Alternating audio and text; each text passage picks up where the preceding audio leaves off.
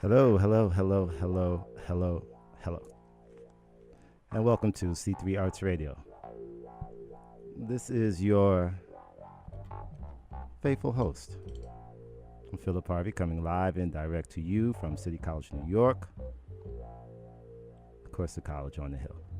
And we are the broadcast arm of the City College Center for the Arts. And every week, every Tuesday, 5 to 6 p.m. right here on WHCR 90.3 FM. Also, live stream us at WHCR.org and tunein.com. That's WHCR-FM. And if you go to all those places every Tuesday, 5 to 6 p.m., this is where you'll hear us right here, C3 Arts Radio, right? The place for arts advocacy. We give you all of the information that we feel is important to know, both locally, nationally, and internationally. And as I always say right here at C3 Arts Radio, that we are the broadcast arm of the City College Center for the Arts, the home of the legendary Aaron Davis Hall. Did I get it all in? I think I talked a lot about who we are, right? Okay. All right, I think so. I said faithful host. I meant to say loyal host. I don't know. It's been a minute. It's been a minute. And I want to give a shout out to all of our listeners, people who have been listening to us really from day one. I was going back through some of our old records, and I was surprised. I was like, wow, we've been doing it that long. But yeah, it's nice. And we have you to thank, and we want to send a special greetings to everyone who's been a part of what we've been trying to do here at C3 Arts Radio. All right?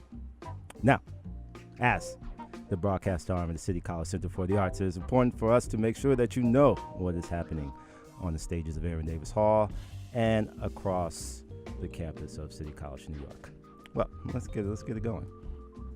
So coming up, you know that what we've been doing here at City College Center for the Arts in terms of really ramping up our presentation of visual artists, our curatorial role. Our new exhibition, which is going to be coming up September 12th, all right?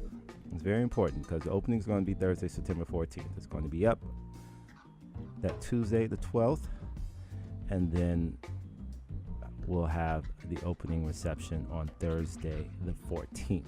Now, the exhibition is called Void of Death, a solo exhibition of paintings by Atlanta-based artist Julio Mejia.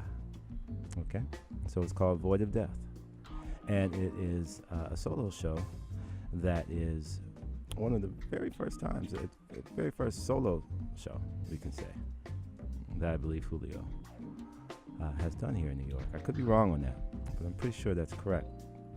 It is curated by Susan Luce, and we'll have all this information queued up for you because we're going to be, of course, presenting this all the way. We're going to be making sure that you know about this exhibition because we think it is one of our more special, and it really does capture where we plan on taking our visual art representation here at City College Center for the Arts into the fall season, September, October, November, December, and beyond, right? So it's going to be, again, in the Aaron Davis Hall Gallery.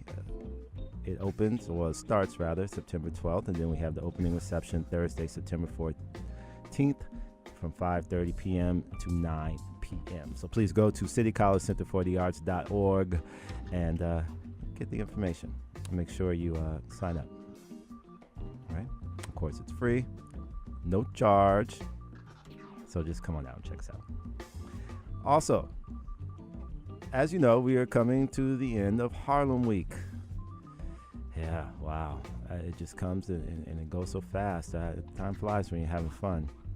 But there is one very important event. There is the Percy Sutton Harlem 5K Run, Walk, and Youth Race, which is going to be taking place on August 26th. Okay? And the event registration begins at 6 a.m. That's where you can sign up for the run and for the walk. And the actual race is going to begin at 8:30 a.m. And it will be followed afterward by, and this sounds really good, a community celebration, right? And if you've been to some of the Percy Sutton Harlem 5Ks in the past, you know it really is a community celebration. It's a great time, especially for, the whole family. Can you say about that? There will be a youth race as well. All right. So it's going to line up on 135th Street and St. Nicholas. Okay, so 135th and St. Nicholas is where it's going to begin. So come on out. Even if you're not running, come and support someone that is. That's how we do, right? C3Arts Radio. We'll be right back.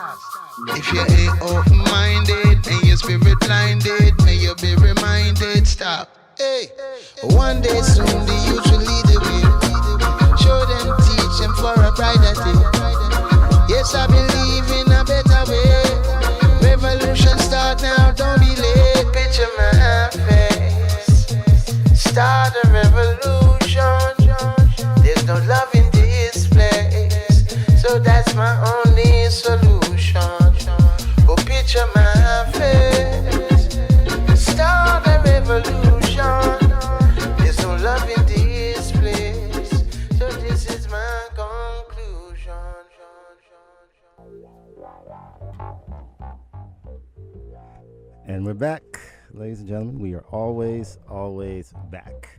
Right here, C3Arts Radio on WHCR 90.3 FM.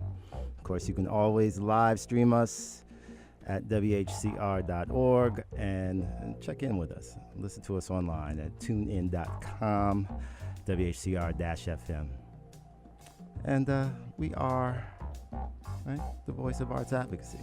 I'm trying to figure out which one of these slogans I want to use, One of those. You know what our goal is. You know what we're about here at C3Arts Radio. Every Tuesday, 5 to 6 p.m.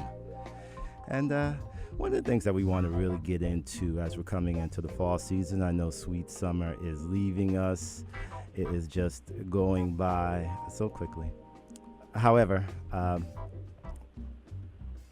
we're getting ready for the fall, and it's going to be a great season. So one of the services that we provide here at C3Arts Radio, of course, is keeping you educated and up to date with all the news in the cultural arts world that you want, that you need, sustenance.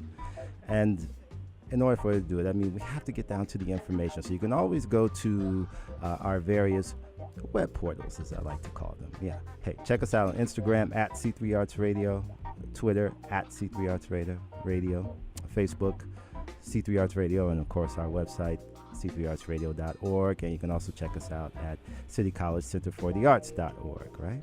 Because we are the broadcast arm of City College Center for the Arts.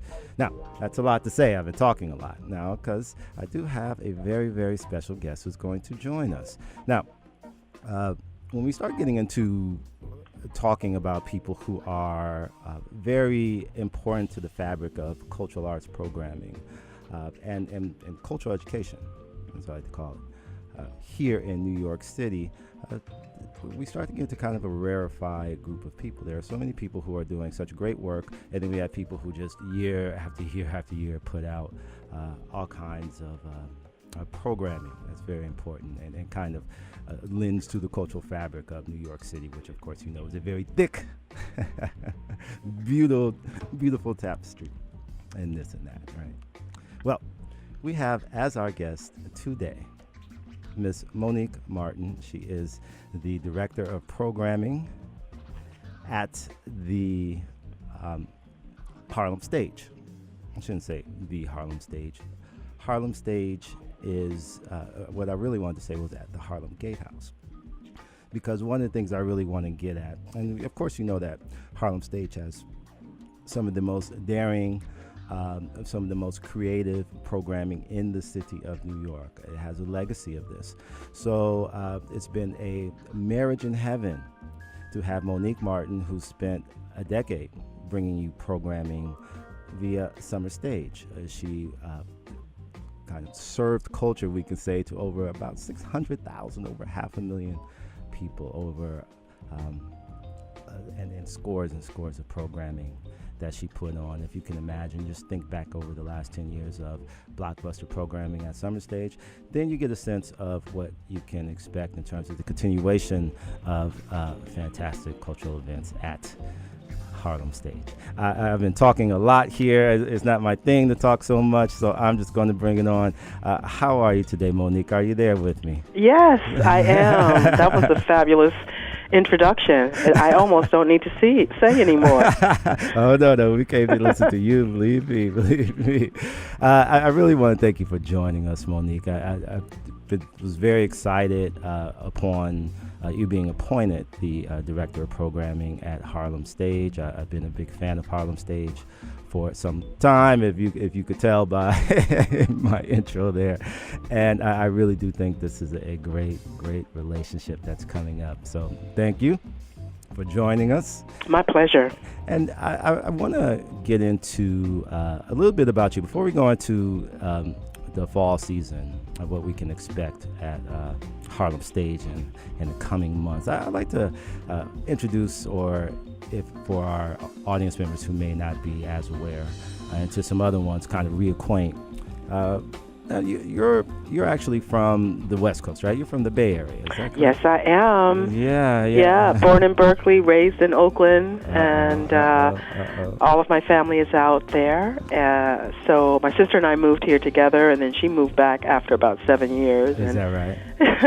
So, yeah, she was like, I need more space. I need a garden. And so, what's interesting is I've been in New York for over 20 years. Mm-hmm. and I've been in Harlem. I've been in New York, and I've always lived in Harlem. Okay. Right. And I've never worked in Harlem. Is that so right? I've done partnerships. I've done, been brought on as a guest curator for the Apollo, for Harlem Stage, I've done work with Harlem Week, Harlem Month, and it's been always wonderful to bring my programming and my vision to the Harlem community.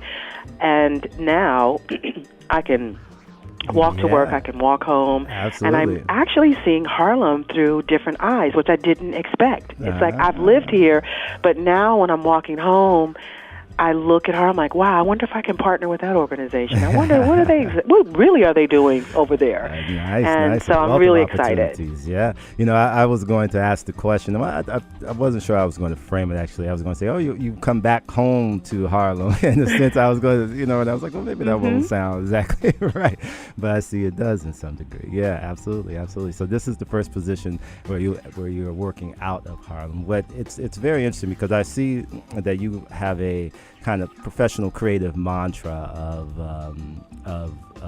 somewhat of what we try to do here in terms of merging, kind of seeing that path between communities like Harlem and the rest of the world. Yeah. So it seems very apropos, as they might say. And we live in a global world Absolutely. now through technology.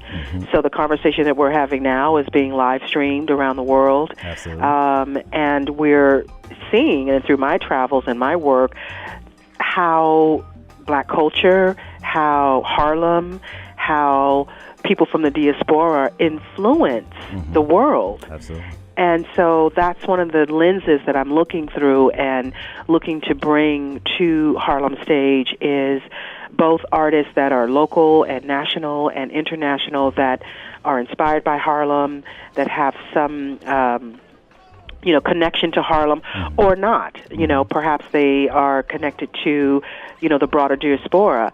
So it's a great time to be in this institution that has as its anchor mission nurturing and commissioning artists of color to create new work. And with the resources dwindling everywhere and the current administration that we're under that is threatening to cut the NEA and arts programs, every other week, it's wonderful to be in a place that has a 30-year history of supporting artists of color and nurturing. Some of the most amazing artists. When I moved to New York, Sekou Sundiata was being presented at Harlem Stage and just totally blew my mind. I was like, absolutely. Oh, okay. And Sekou and Harlem Stage had a great relationship. Yeah, absolutely. Yeah.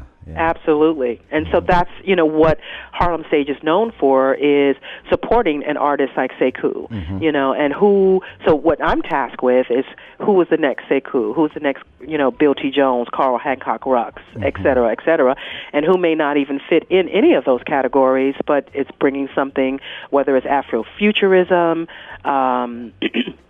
through dance. So I am definitely, my ears are to the ground, my heart is open, and looking and listening for, voices that speak truth to power. Absolutely. Now, you've done a lot of this, actually. Just looking at all of the work that you did via SummerStage and other work as well. I'm kind of just focusing on this particular position, but just looking at the amount of work that put into scheduling that made me tired. I had to think about something else for a bit. Right. Well, this is my first summer free in 10 years. Yeah. So it really, I almost didn't know how to move without having 500 things to do in a day. So it's been an interesting adjustment to the scale of SummerStage to Harlem Stage. Yeah, absolutely. Now that you have a program like such as Waterworks at Harlem Stage, a program that for years now has been, as you say, developing quality talent and this type of thing. What is it? Will it be difficult to kind of choose one out of the galaxy of artists that you've come in contact with, that you've worked with, that you have kept your eye on? Will it be difficult to kind of make that or choose one person for the residency? Well, I would say yes and no. Mm-hmm. What has surprised me is I've reached out to a couple of artists, and we develop artists. Harlem Stage has a history. Absolutely. You can have a seed of an idea, mm-hmm. and Harlem Stage will support you in its unfolding. Right. And I think because a lot of artists haven't had that kind of support, mm-hmm. they want it to be halfway there or 3/4 of a way there. Mm-hmm. And I've been talking to artists, and they said, okay, I'm working on something, but it's not right now. And it's like, that's the point of the commission. Mm-hmm. We want to help you get it from in your mind or in your notebook or, on your computer to the stage. And we understand that sometimes that's a 3-year process. Right. Sometimes it's a 5-year process. Sometimes it's 18 months. Yeah. Every project has its own lifespan, timeline.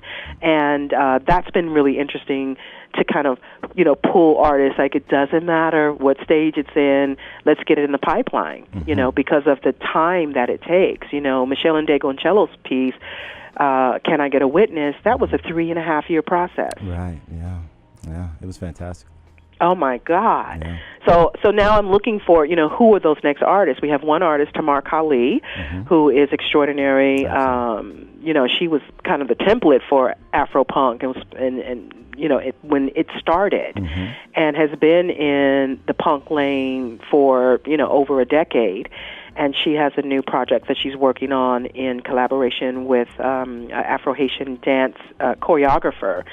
And that piece will premiere, Demon Fruit Blues is the name of it. That will premiere in December of 2018. Okay. And I'm looking for the next, I want to get 10 artists in the bank, in the pipeline. I like that's a nice round number. I like it.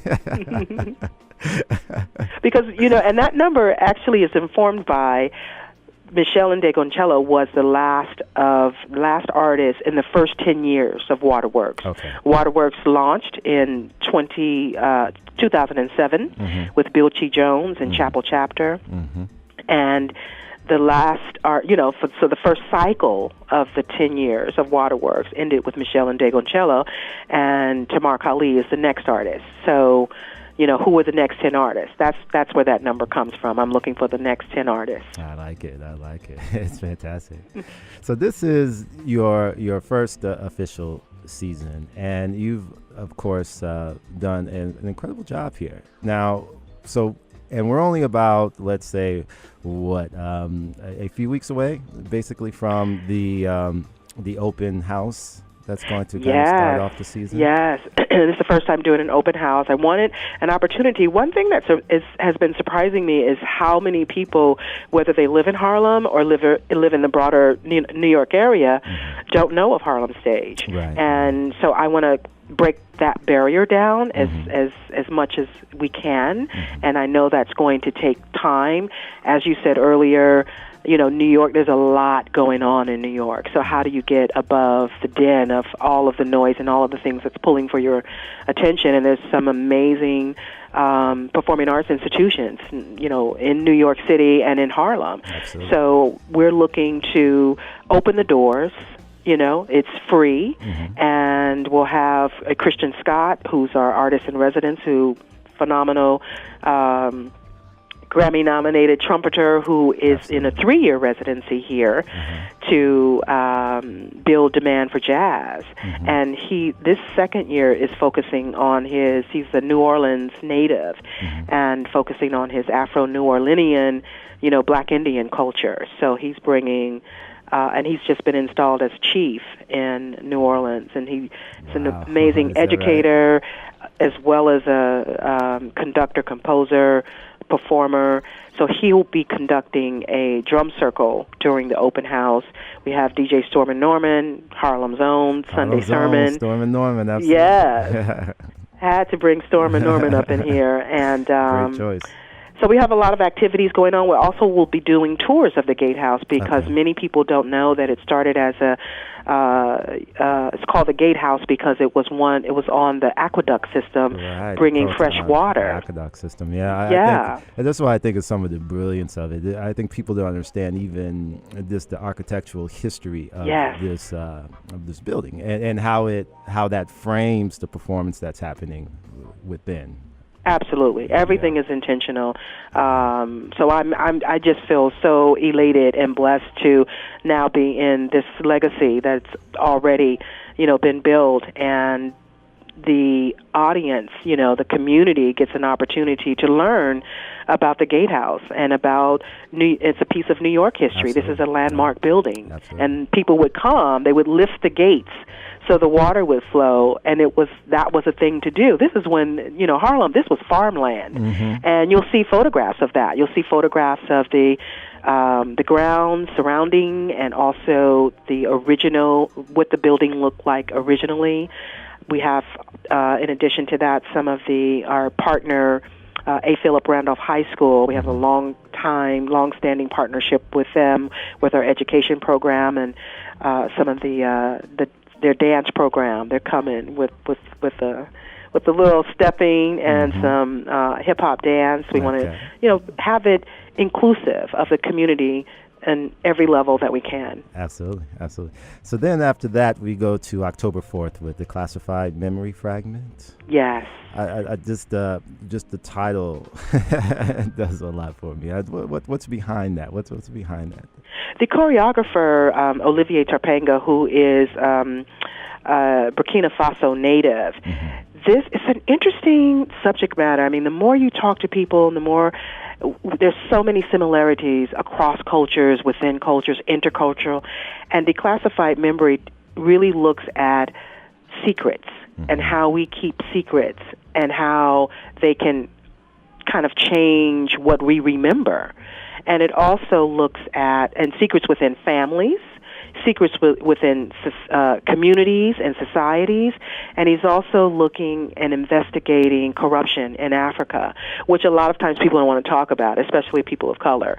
And so he's taking that on, and it's a killer band, so he's performing with a live band. Okay. They are all from Burkina Faso, so it's going to be all the way live in here. I'm really excited about this project, and we're fortunate that they're doing a mini tour, and I knew his work before. So this is an example of looking through a global lens and a diaspora lens. This piece belongs here, and we're quite excited about it. Yeah, absolutely. I think a lot of people that I've talked to before about the programming at Harlem Stage, they don't realize that there is often that there's a film element, and that there are a lot of fantastic films that go through and are shown and are screened at Harlem Stage. And I see that just 2 days after the October 4th Declassified Memory Fragment event, you have the Harlem Stage on Film series Dream States is going to be shown. Yes, and I have been a long-time fan and also presenter of Saul Williams, and I just adore his work. Yes, I mean, he you talk about a disruptor. Like he brings the noise. And when I presented him last summer at SummerStage in Marcus Garvey Park, his wife was there, and I said, we know, what else are you guys working on? And they were talking about this film, which wasn't even completed at that time. And it just was perfect timing that the film is done. They're starting to submit it to film festivals. They're doing the tour of festivals, and this will be an opportunity to see the film and then hear. Saul Williams will do a performance after, poetry performance, as well as DJ. There will be the artists that are in the film, and also a conversation after with the filmmaker, who is his wife, and she's making her directorial debut. Okay. And we know that there are other places to do film, and so what we're looking at is how can we present film within the Harlem Stage and the Gatehouse culture and what we do as a performing arts center. So there will always be either a performative element or a conversation around the film. And I'm very excited to bring film back to Harlem Stage. Absolutely. Okay, fantastic. Okay, I'm just running down the schedule. I know. So I hope that's okay. So on October 12th, we have Native Tongue, a story slam. Now, this is one that kind of caught my eye very first. What's happening here? What's fantastic about Story Slam is it is the Moth kind of meets slam poetry. Mm-hmm. And it also is not for professionals. This is for anyone. So this is going to be a program that we will do again. So I hope you will consider being one of the participants. Oh, sure. I wanted it to be multi-generational as well, so that we could get, so the youngest storyteller that's performing is 10 years old. Okay. And we have an elder, we have, a nice balance, and it always is thematic, and the theme for this Story Slam presentation is home. Mm-hmm. And I thought it was appropriate we look at Harlem and the shifting demographics in Harlem, transplants like myself, those that have been here for decades, for generations. How do what's your perspective of home? Is it geographical? Is it philosophical? Is it ideological? What is home to you? Mm-hmm. And quite excited about, what folks are going to bring to this program. And Aman Ali, who is co-curating this with me, is on he's a comedian, and he also is... he's quite funny, too. No. He's hilarious. He is hilarious and super smart, So we have a nice range of folks that will be presenting that evening, and we just want folks to come out and reflect back and enjoy. And then we have also DJ Lotus Moon, who is a Harlem-based DJ, and so she's going to bring some nice sounds. Sounds good. And this is maybe quite a coup. Everyone, when we talk about fascination around a person, I won't use the word celebrity, but around a figure, a cultural figure, sometimes it's quite odd that you'll see this kind of hoopla being brought up. But Misty Copeland's a whole nother story. And she's in her own lane. And what a great relationship, Misty Copeland and Harlem Stage. I know that she's doing a ballet class. Or collaborating on a class with right. Yes, and she's she's an artist that sees and knows and champions the value of arts education. Right, absolutely. And everyone is pulling on Misty. She's a first, with American Ballet Theater. Mm-hmm. So we are very fortunate through, one of our wonderful board members that has a relationship.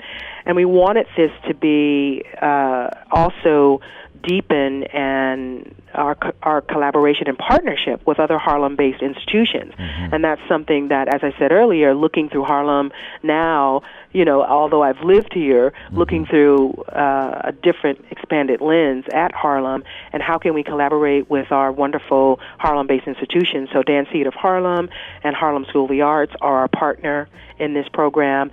They are identifying and bringing the students.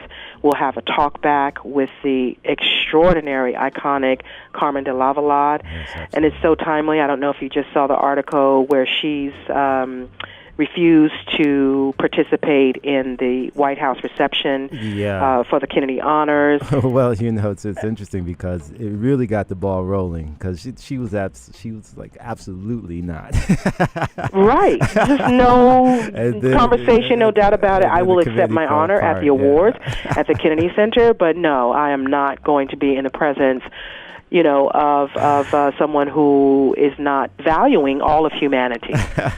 And that set the ball. And so now it basically, now there's no reception. So whatever. But what is wonderful is to have Carmen de Lavalade in conversation with Misty Copeland, and to really look at two artists that really have trailblazed and made their own path. Yes. And we know that that's not easy, no matter, what we can see from our purview, but let's hear from them. Like, what are some of the obstacles? And it's a, I would say once in a lifetime opportunity for these young dancers to be able to have this intimate, dance class, ballet class with Misty Copeland, and then to have a Q&A with her, and then the conversation, followed by the conversation between Mr. Lavalade and Misty Copeland, moderated by our own Zeta Allen from the Amsterdam News. So fantastic, yeah. that's going to be quite a juicy conversation and a wonderful evening celebrating arts and education. Mm-hmm. Absolutely. So we're only halfway through. I'm kind of, I've been kind of checking down the list with you, and there's so much more. It's going to be a fantastic. But they can, everyone can go on the websites. The entire season, the fall season rather, is up, and we're live. We're kicking off on September 16th.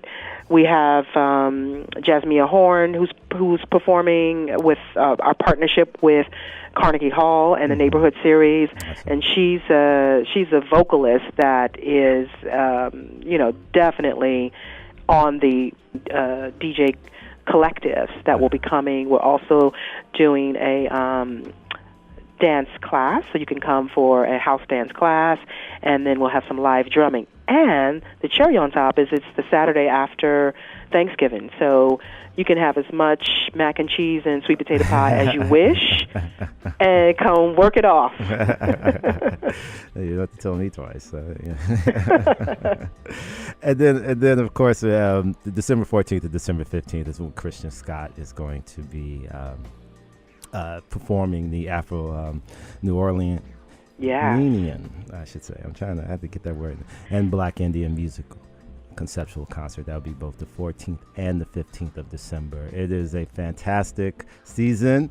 Of course, we knew once Monique signed on to the position that we would get continue on the creative legacy of the Harlem Stage. I want to thank you so much for coming in and joining us today, Monique. Oh, it's been my pleasure. And know that we're just down the block from each other. Absolutely. So we'll be. So the plan is to be all along the season. Anytime. I'd love to get Christian in there too. Absolutely, I hear that you have some amazing new studios up there, and you can do a lot. We could do a lot more. Hint, hint. Yeah. So let's keep talking. That's definitely. I look forward to that. Sounds fantastic. So please go to harlemstage.org for more information about the coming fall season 2017, the first season of Miss Monique Martin as the Director of Programming at Harlem Stage. A fantastic marriage, and thank you for joining us. It's my pleasure. Have a beautiful day. You do the same. C3Arts Radio, we'll be right back.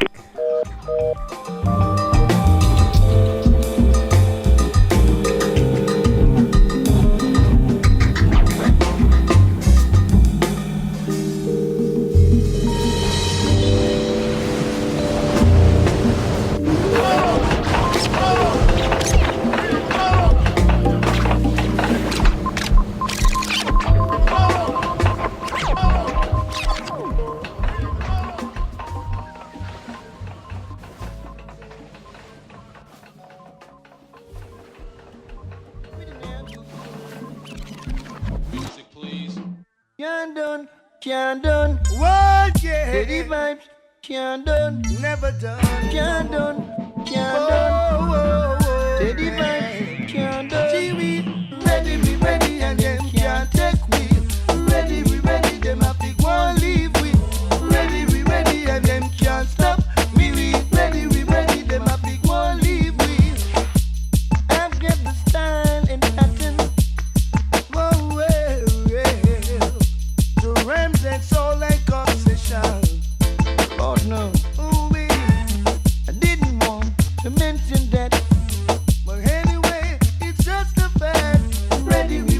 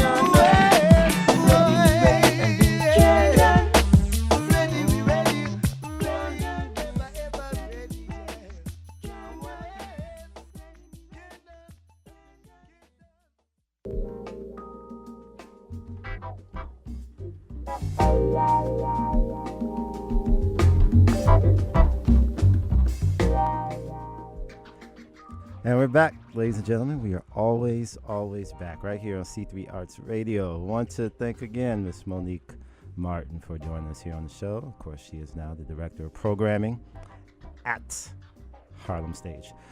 Truly, it is, I've said it 4 times now at the risk of over-repeating myself. It is a great marriage, and as you could tell by the programming that we can expect right here at 150 Convent Avenue. Literally, Monique said that we're right around the corner, right down the street. We literally are, right? So I can truly vouch for the incredible programming that's coming out of that institution, and looking forward to all the things that are coming next. So please make sure you do go to harlemstage.org. That's right. That's harlemstage.org. And you can keep up the breast, get the email blast. Make sure that you can get the information. And you can always check us out at C3Arts Radio as well. We'll keep you informed. I can assure you of that. Check us out. Instagram at C3Arts Radio, Twitter at C3Arts Radio, Facebook C3Arts Radio, and our website c3artsradio.com. Now, before we get out of here, there is something else that we need to talk about here. Right? We say we're going to keep you informed about what's happening. And then you have to know that the Charlie Parker Jazz Festival is now upon us once again here in New York City. Right? So this is the 25th anniversary of the Charlie Parker Jazz Festival. 25 years. I tell you, this time is going by fast. However, it's great to have this type of programming, and so consistent of what we can check out. And of course, you can go to the cityparksfoundation.org/Charlie Parker for more information on what you can expect. It's going to jump off on the 23rd. It's going to run from August 23rd to August 27th, and it's going to jump off on the 23rd. They're going to have Bird with Strings, which they're going to do in conjunction with the New School for Jazz and Contemporary Music department at the New School. They're also going to partner, I know later on, with, of course, Manhattan School of Music. So there's going to be a lot of fantastic. Don't you think it's wonderful the way these organizations and institutions collaborate? Can we have more of that? The arts knows how to do it. The rest of the world needs to catch up. Okay. Also, the Harlem Speaks interview series with Lee Konitz. Of course, yeah, that Lee Konitz, the legendary Lee Konitz. All right. Well, that's going to be on that same jump-off day, Wednesday, August 23rd, 7 p.m. to 8 p.m. at the National Jazz Museum in Harlem. Now, you can expect us to get hot on the trail of the National Jazz Museum in Harlem, because there is so much programming. Well, I was trying to think of another word. Right? Fantastic schedule. Year-round, National Jazz Museum in Harlem. This is no doubt. In fact, a lot of the programs that are going to be taking place during the Charlie Parker Jazz Festival are going to be taking place at the National Jazz Museum in Harlem, but it's also all across the city. It's not limited to one neighborhood, all right? It spreads its love all across the city, all right? So, also, there will be jam sessions every night of the Charlie Parker Jazz Festival, so make sure that you join up. Musicians, get your tool out. Come out and join. That's going to be about it for us, ladies and gentlemen. Of course, you can find us here every Tuesday, 5 to 6 p.m., right here at WHCR-FM, 90.3 FM, I should say. Also, WHCR.org. And online, tunein.com, WHCR-FM. This is your loyal host, Philip Harvey, and we're going to check you out next week right here, Tuesday, 5 to 6 p.m. Make sure you join us, okay? All right. See you then. Bye-bye.